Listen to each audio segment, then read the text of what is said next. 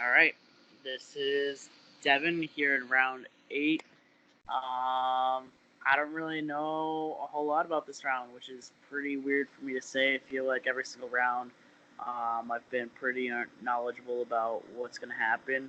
I had a conversation with Ben and Patrick, and right now, that's the group that I really do trust. Like, I see them and I being able to play this game together all the way until the end. If you think about it, Ben, Patrick, and I played three completely different games with three completely different groups of people. Ben had his four, which was Ben, JG, Rocky, and Shawnee. I had my four, which were myself, Jess, Eddie, and Emily. And Patrick played this game with his brother to start. So it's three completely different routes. I really get a good feeling from them. I'm not sure if they're reciprocating that towards me, but everything about them so far has been proven trustworthy. But that doesn't mean I'm going to ditch my four quite yet. Eddie and I are sort of going back and forth right now. My biggest concern with the four is that Jess and Emily are very bad when it comes to keeping the target off of their backs. They're very vocal players, and so am I to a degree, but I just feel like they're doing it almost excessively, just trying to wreak havoc just for the sake of it. So my biggest concern in this game right now is, and what I wanted to tell Eddie, but I kept deleting the message so many times when I was trying to send him a voice message, was if we get out JG this round like he wants to, then we're stuck with 9 people. And from the 9, our 4 are going to make up 4 of the 9. So people are. So if you compare Austin and JG to myself, Eddie, Jess, and Emily, I would say that Austin and JG as a duo are more powerful than us four as a four-person alliance. But as soon as you get rid of JG, all of a sudden Austin is isolated, and us four are now the biggest threats in the game. So next round, if JG goes, people are not going to be inclined to talk strategy with us. So what happens from there is we risk it and we say, okay, are we going to trust that the other 5 are all going to vote together and they're going to vote out Jess like we want them to, or vote out Emily like we want them to? Or are they going to turn around and say, you know what, Devon's a really good social player, Eddie's a really good socially and strategic player. Let's knock one of them out and create a huge crack in this game. That's what I'm most scared of right now. So ideally, I would like to vote out either Jess this round so I can show that I can separate myself from the 4 and I can play my own game, or I would like to keep Jess and JG in the game. I'd be okay voting out. Um, I'd be okay voting out. I don't even know who. I mean, I'm so, I'm working so closely with everyone at this point that I'm really just trying to make sure that I'm not caught. Um, Ideally, I'd like to vote out Jess, but I have a hard time believing that Eddie would be on board with that. If Eddie's not on board with it right now, I don't think I have it within me to turn my back on him quite yet. Eddie's a strong player. He could win this whole entire game, but I plan on keeping him around until that final 6, final 7 range. And then all of a sudden, I'm going to catapult myself and I'm going to completely ditch it and I'm going to stick with Ben and Patrick, hopefully, until the end of this game. Um, so yeah, right now it's really weird because the whole entire fight took place between Austin and Rocky, and then they figured out that Jess used her power, or so we think that she used her power to steal a vote anonymously. And it's really weird because Jess lied to me about it, and she's been telling multiple people that I'm in her back pocket, apparently, is the right phrase. So getting out with Jess is going to turn into a personal vendetta for me. Um, I'm not sure. I mean, I trusted her this whole entire game. I don't think she's going to turn on me, but I have to play my own game. So apparently, what Rocky was saying was him and Austin made up for now, but he thinks the vote's going to fall on JG, which is really interesting to me. I don't get why you would make up with Austin, and then somehow Rocky, Austin, and JG all were going to wind up on the same Ludus if they were going to go to tribal and they were all going to vote together, I guess, or something was going to happen. I think they were going to vote out Jess at least. Um, so yeah, that's just a bunch of random thoughts from me. I guess I'll take any questions. So we heard from an alumni who recommended you or referred you Okay. that you tend to make everyone think that you're their number one, Yeah. and sometimes that bites you. So I just heard you say, I'm good with everyone. How are you going to keep it from biting you in a sentence? I'm guessing that was probably Alyssa who recommended me. So yeah, big shout out to her for saying that because I definitely feel a little bit of deja vu from when I played with Alyssa in a different org. Um, and I'm sort of keeping that same strategy. Not a lot of people know my alter ego, I guess, is I go from Devon Withers to Devon Slithers, is what people like to call me, just because I'm willing to snake just about anyone in this game. Um, but for me to keep on this track right now, I really just need to, keep it really casual. I don't want to put a whole lot of pressure on people. Hey, what are you thinking about tonight? Hey, give me your vote. Hey, this is what we're doing. I'm not trying to shot call. My biggest mistake last time was when we got to that final four. I was trying to push the vote. Actually, it was the final five. I was trying to push the vote really hard, and I eventually got caught. This time around, I'm just trying to take a step back. I'm letting other people call the shots, but at the same time, if it's not a name that I don't like, I'm trying to steer them away from it. So the people that I'm close with right now, which would be Ben, it would be Patrick, it would be Eddie. Um, those are really the people that I want to protect. I guess I would protect Adam if it really came to it this round, just because I want him around until about the final 8 or so, and then from there he's pretty much extendable. Um, but yeah, for me at least, it's just about keeping it really casual. It's not about shot calling. It's not about building up my resume right now. I think my resume is going to build itself, and I think that's where sort of a lot of these players are faulting themselves is people feel the need to win emperor competitions. People feel the need to use powers when it's not really necessary. People feel the need to be vocal in the main chat just to prove a point. None of that really does any justice unless you get to the end. So for me, I'm just trying to think about the best ways. Who am I willing to sit next to in the end? Who am I willing to vote with, in a round or two from now, more importantly? And to that point, who are you willing to set with in the end, or who do you hope to set with in the end? Yeah, I mean, if I had my choice between anyone left to sit in the game with, and I said this at the very beginning, I don't remember if it was in a confessional or if it was in one of my alliance chats, but I said this is definitely, from top to bottom at the start of this game, this was the best cast of people that production could have put together. I mean, literally everyone here, like, you would think this is an all-star season. Like, everyone is so strategic. Like, when we blindsided Ali, that was a big move. When we got out RJ could have won this game at the pace he was going at. Every time you see someone's elimination post, they're always deemed a favorite. Look at all the comments. They're like, that's my winner pick. Like you're still like so good at this game. Like, so right now I know that whoever I sit next to I'm gonna have a difficult time winning against. But I think that's the same case for people against me. I think people see me in that same light.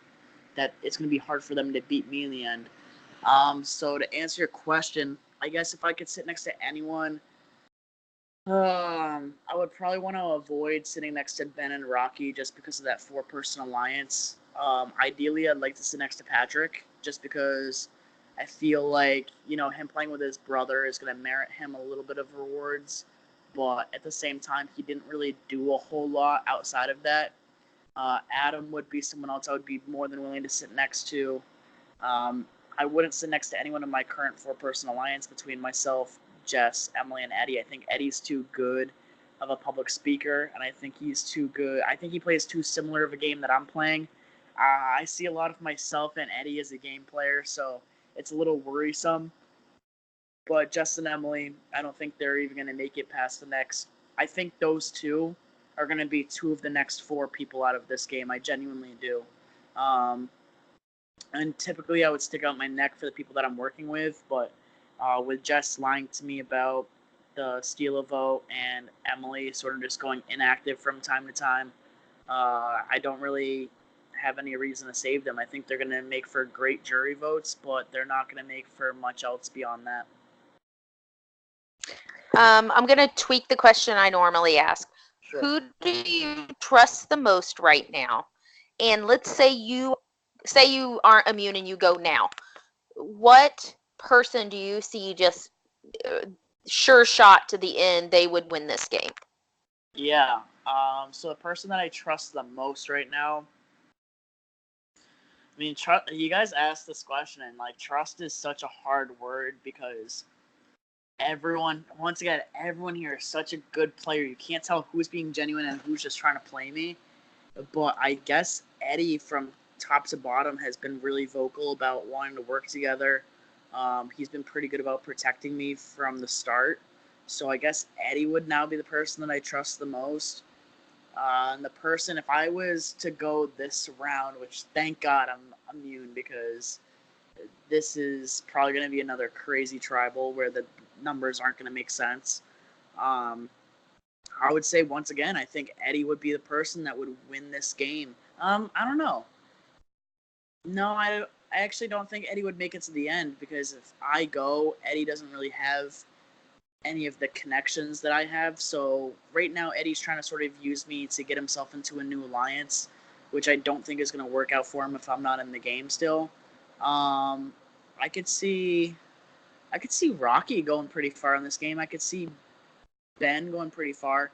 I think if one of the people from the four, so JG, um, JG, Rocky, or Ben, if one of those three go to the end and they're not sitting next to the other two, I think they win the game hands down. Assuming that Shawnee's in the jury, I don't know anything about the jury. I don't know anything about that. Assuming Shawnee's in the jury and the other two people would be in the jury, whoever that fourth person is sitting in the finals basically gets 3 votes right there. And depending on who it is, I would probably consider them my favorite as well. So I'd feel more than comfortable giving them my vote. So yeah, that's about 3 to 4 votes right there to start the jury. So someone within that four would definitely be a favorite. I'm just not sure which one it would be. I think Ben's a little too conservative for my liking. Um, he's like, if this was like an ice cream shop, he would just be like vanilla. Like that would just be it. Like I like vanilla ice cream, but he's just vanilla. There's not really any toppings. There's no whipped cream. There's no cherry on top. It's just a scoop of vanilla. Um, and then Rocky, I guess he has a little bit of game to play. And JG is, my God, if JG or Austin make it to the end of this game, I won't even listen to jury questions. I'll just give them my vote. They're playing a really aggressive game, and not in the aggressive sense that Jess and Emily are playing. They actually have legitimate moves that they're trying to make. If Ben is vanilla ice cream, what are you? If Ben is vanilla ice cream, what am I? I think I'm like a rocky road kind of ice cream. I think like at the surface, like I look pretty good, and then you get in and there's a bunch of different, elements to Rocky Road, and I think that's sort of where I would be. And now you got me in the mood for ice cream, so thanks for that. There's never a bad time for ice cream. No, never. Okay, I have one small question, and think on this, but as of now, how does this game compare to other Survivor, Big Brother, more traditional format games? How has it impacted your strategy and just comments? Yeah, so I came in to this game thinking I'm just gonna play this like Survivor. I'm not gonna play this like it's Big Brother because I think that there's more Survivor elements than Big Brother because obviously there's no head of household, no power of veto, um, nothing like that. And I found myself really, really, really behind the ball in terms of trying to find my footing. Um, I didn't really think much of the Emperor competitions. I didn't think of the importance of it. Um, the powers I really didn't get a grip of. I didn't know what the powers were until people started telling me like every time you win a Emperor's competition, like I still don't know like if people are giving away powers, people are taking powers from people, whatever. But in the beginning of this game, I found myself really behind the ball, and now to compare it to Survivor, I just think there's a ton more elements to this game. Like Emperor competitions, you get a sense if you're winning the Emperor competition, yes, you're safe, but you're also showing your cards a little bit when you make those Ludises. Rocky, for example, in the last round, when he put himself, not himself, when he put JG, Austin, and Jess on the same Ludus, that spoke major volumes because he was just fighting with Austin, but for some reason he gave Austin and JG the opportunity to vote together with him in order to vote out Jess. So it's a lot more complicated than I thought it was going to be, but it's also at the same time like it's sort of addicting at the same time. I actually really enjoy everything about the ability to manipulate the numbers every single round. My God, I'll do anything for a merge just so I don't have to worry about, three Ludises of three and then everyone's going to tribal. When we get down to 9 people, I guess it would be, you know, two Ludises of four, I guess, would be my guess at this point. But that's sort of the fun of it. Like, you don't know what the next round is going to hold. Like, in Survivor, you would think, oh, it might be a tribe swap, it might be a merge. But for this, you're like, every single round could legitimately is a tribe swap. Every single round has the possibility of being a merge. It has the opportunity of decreasing or increasing numbers in each Ludus. So, like I said before, it's a lot more complicated, but at the same time, like I'm having just as much or maybe even more fun than basic Survivor formats that I'm used to. I'm glad to hear you're having fun and not being frustrated by the uncertainty because it can go either way. Absolutely, yeah. So yeah, just closing remarks, I guess. This is gonna be pretty interesting. Thank goodness I'm safe. I'm gonna try really hard today and tomorrow to figure out where the numbers are.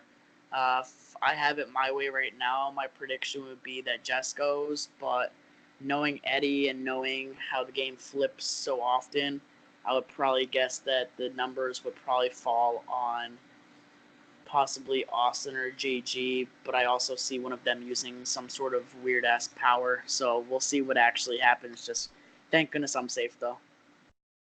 Okay, I'll stop recording.